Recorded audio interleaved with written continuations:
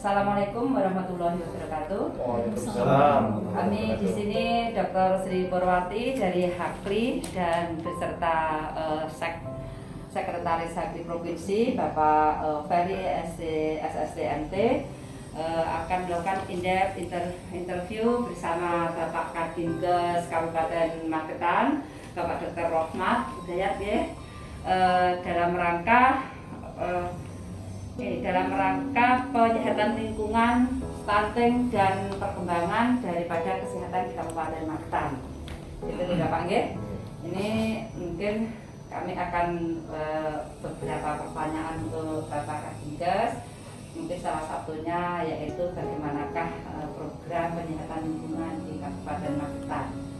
Itu mungkin selanjutnya Pak bisa.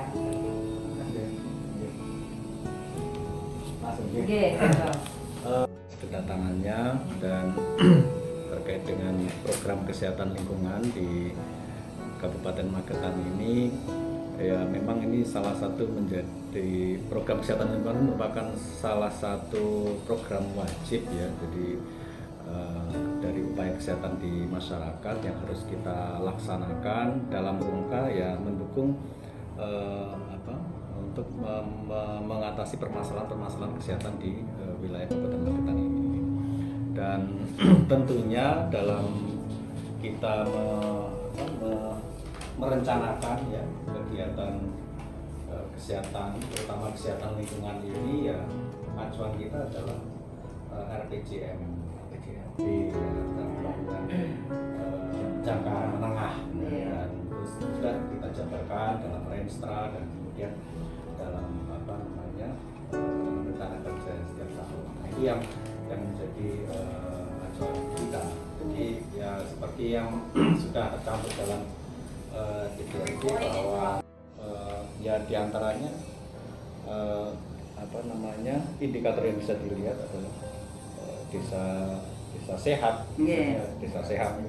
STP desa sehat. Jadi ya, ada di Magetan ada 235 desa, dan ini yang menjadi target ya, semua desa harus menjadi desa atau kelurahan yang sehat. Kemudian juga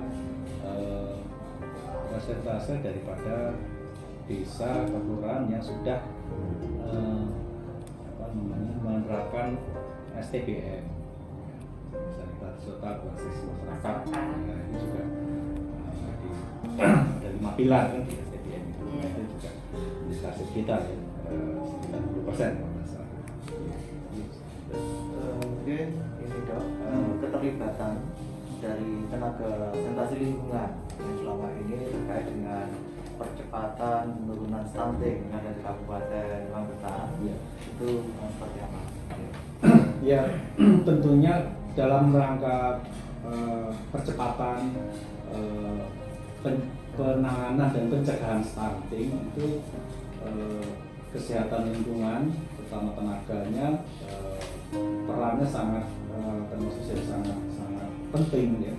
Karena seperti kita ketahui bahwa salah satu penyebab kenapa anak itu timbul stunting itu kan diantaranya adanya disebabkan karena ada penyakit kondisi ya, penyakit yang berbasis lingkungan ya, seperti kalau di wilayah kita ya seperti penyakit TBC, dan diare dan sebagainya. Itu yang kebanyakan bahkan di salah satu wilayah kecamatan kita itu ada dari 150 kasus TBC itu 50 orangnya itu adalah balita yang TBC. Nah, dari 50 balita itu 28-nya itu adalah stunting.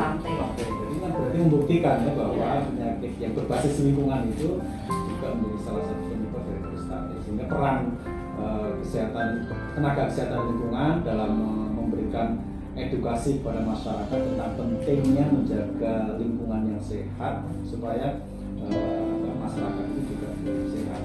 Caranya ya sumber air minumnya, kemudian kondisi lingkungan rumahnya, persampahannya, kemudian terkait dengan kesehatan makanan minumnya.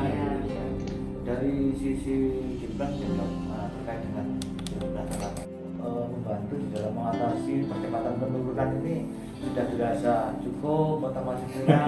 Iya. Mungkin ada upaya yang bisa dilakukan. Terima kasih. Jadi kalau dari sisi jumlah ya jumlah tenaga memang di wilayah Magetan ini sudah hampir semua puskesmas itu ada tenaga sanitariannya. Tapi ya itu tadi rata-rata baru satu tenaga, satu puskesmas. Bukan satu desa ya. Bukan satu desa. Ya, satu puskesmas itu ada satu tenaga sanitarian. Hanya beberapa ada satu atau dua puskesmas yang sudah punya dua. Dan ini kan karena satu puskesmas itu harus mengcover sekian desa dan wilayah desa ya memang kalau dilihat dari standarnya ya memang masih kurang gitu ya.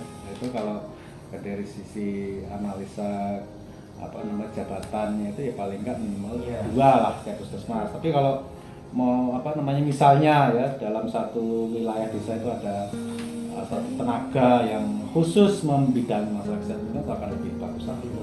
Usaha preventif kan ya. Iya. Kalau stuntingnya tadi tenaga sanitarian hubungannya dengan BKKBN selama ini? Ya, selama ini memang dalam penanganan dan mencegah stunting itu kita selalu bekerja sama dengan dinas BKKBN. Kalau di tingkat kabupaten kan dinas PPKP dan PPA gitu ya. Jadi ya alhamdulillah kita senantiasa bekerja sama terutama di tingkat desa dengan kader-kader yang ada di desa tersebut dalam rangka penurunan stunting tersebut. Karena dari pusat kan lewat BKKBN ya, itu. Ya, pusat kan leading sektornya kan dari BKKBN. Iya. Sehingga dalam hal pencegahan di tingkat hulunya dari mulai remaja putri, calon pengantin, sama ibu hamil itu kan ya kita kerjasama. Terus kalau program penyihatan lingkungan yang dilakukan itu dikaitkan dengan sanitasi total berbasis masyarakat, bagaimana? Ya kalau implementasi dari kesehatan lingkungan ya ada beberapa hal ya yang kita kerjakan, kita laksanakan itu misalnya dalam rangka implementasi di bidang kawasan pemukiman ya. Misalnya di kawasan pemukiman itu ada program Kabupaten Sehat, Magetan Sehat, ya Kabupaten Sehat itu ya kita melakukan pembinaan dengan kawasan misalnya di pasar, di terminal, tempat-tempat umum, tempat-tempat ibadah, kantor, semua tatanan di Magetan Sehat, di Kota Sehat. Semua tatanan di Kabupaten Sehat. Ya, termasuk juga ya bagaimana penanganan limbah domestiknya. Kalau untuk itu penanganan air bersih targetnya dari SDGs itu pripun dari penyihatan lingkungan sendiri, itu penyihatan air sama sanitasi itu. Kalau penyihatan ini di bidang air bersih ya,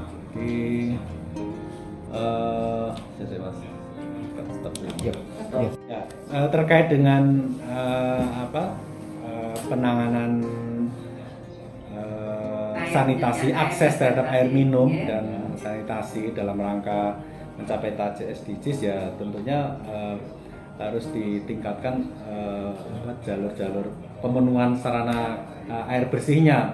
Kalau ini terkait dengan perpipaannya ya ini kan kita harus ada keterlibatan dari dinas sanitasi yang lain begitu ya. Nah kalau dari sisi kita di kesehatan dalam rangka menjaga kualitas air minumnya ya tentunya kami melakukan kegiatan pemantauan terkait dengan mutu air yang dikonsumsi pemeriksaan rutin itu kita lakukan terhadap sumber air minumnya, baik air minum yang dijual di bebas misal di depot-depot air minum, juga sumber air yang mata air dari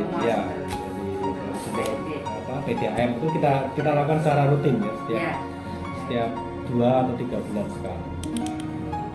Organisasi profesi ya, yang diharapkan untuk menunjang peningkatan kesehatan yang Kabupaten Magetan.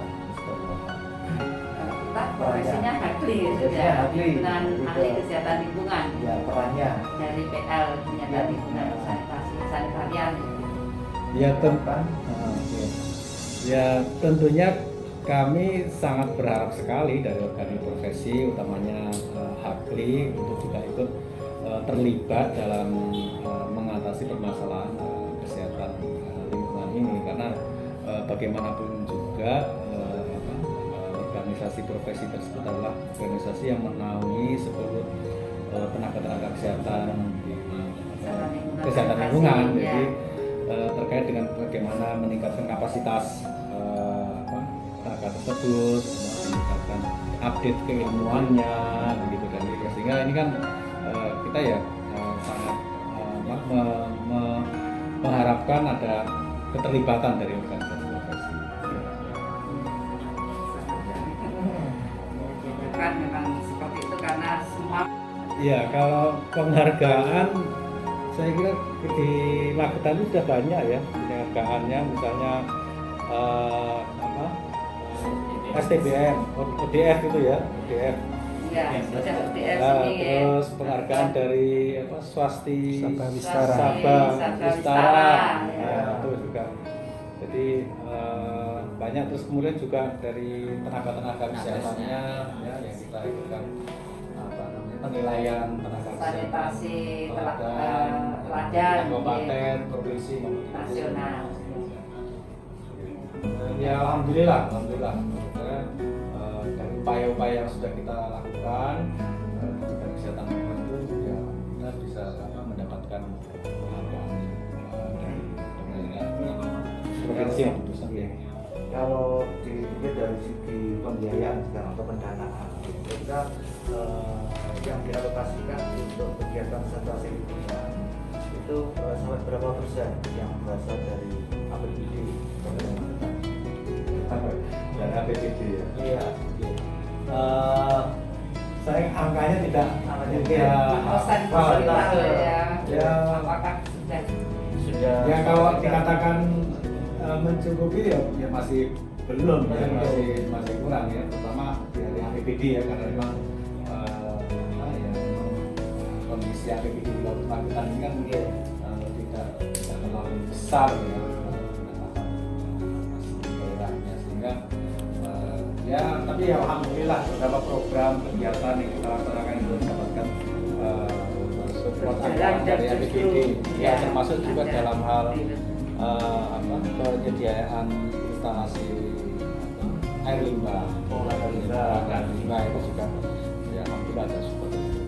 Mungkin apa dari segi pembiayaan, Ya, pendanaan? kalau dari sisi dari kegiatan itu, terutama IPAL kami di sarana Pasienkes kita yang di puskesmas, dari 22 puskesmas itu baru masih berapa mas? Dari 8 ya, baru 8 ya, baru 8. Dari 22 puskesmas, Baru 8 puskesmas yang sudah memiliki IPA. tentunya kan belum ini juga 30% belum ada ya, ya. ini kan juga satu hal yang penting bagi saya, karena kan yang terkait pengolahan limbah, apalagi di fasilitas layanan kesehatan infeksius. Kalau untuk persediaan sarana kit Kalau peralatan sanitasi kit sih ya, sanitasi kit alhamdulillah di semua puskesmas sudah tersedia. Sudah tersedia dan itu bisa dimanfaatkan oleh teman-teman sanitarinya di puskesmas. Tenaganya juga sudah siap semua. Tenaganya insya Allah sudah dilatih dengan kit tersebut, dan ya alhamdulillah. Ya tinggal mungkin perlu update keilmuan lah, refreshing gitu ya. Ya tidak lupa. Karena setiap masa mesti ada lagi perubahan, kadang metode dan alat juga Iya, betul. berubah. Kemudian juga satu lagi di laboratorium kesehatan daerah kita itu kami juga punya alat yang untuk pemeriksaan kualitas air AAS itu. Tahun ini insya Allah itu sudah bisa dioperasikan. Hambatan atau kendala selama ini di dalam pelaksanaan program penyihatan lingkungan. Ya, kendala terutama yang pertama tenaga, ya. Tenaga itu kami jelas masih kurang ya. Dari sisi Dari kualitas, sisi kualitasnya ya tentunya dari sisi penganggarannya ya, ini butuh ada tambahan penganggaran karena seperti pemeriksaan kualitas air minum ya. Terus itu kan harus standarnya kan setiap bulan harus diperiksa. Tapi ya karena keterbatasan anggaran akhirnya kan kita siasati pemeriksaan biar setiap bulan, 3 bulan atau 6 bulan sekali gitu. Itu kan masih jauh dari ideal.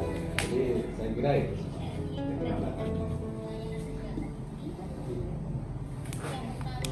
Terima program yang diturunkan dari nakes langsung nakes ke Hakli Pusat, turun provinsi dan ke kabupaten, sehingga kami harus interview dengan Bapak Kadinkes, dengan Bupati, tapi tadi turunnya ke Babdeskrip, ke Perda karena dengan waktu yang mepet. Mohon maaf karena mengganggu waktunya. Sampun ini sudah semua. Terima kasih banyak. Semoga sukses untuk program penyihatan lingkungan di Kabupaten Magetan. Demikian tadi serangkaian sama Pak ya. Demikian tadi serangkaian interview dengan Bapak Kadinkes Dr. Rahmat Hidayat, dengan Bapak Sekretaris Hakli Provinsi Bapak Ferry SSDMT, dan terakhir saya Dr. Sipurwati dari Hakli Magetan mengucapkan terima kasih. Assalamualaikum warahmatullahi wabarakatuh. Waalaikumsalam warahmatullahi wabarakatuh.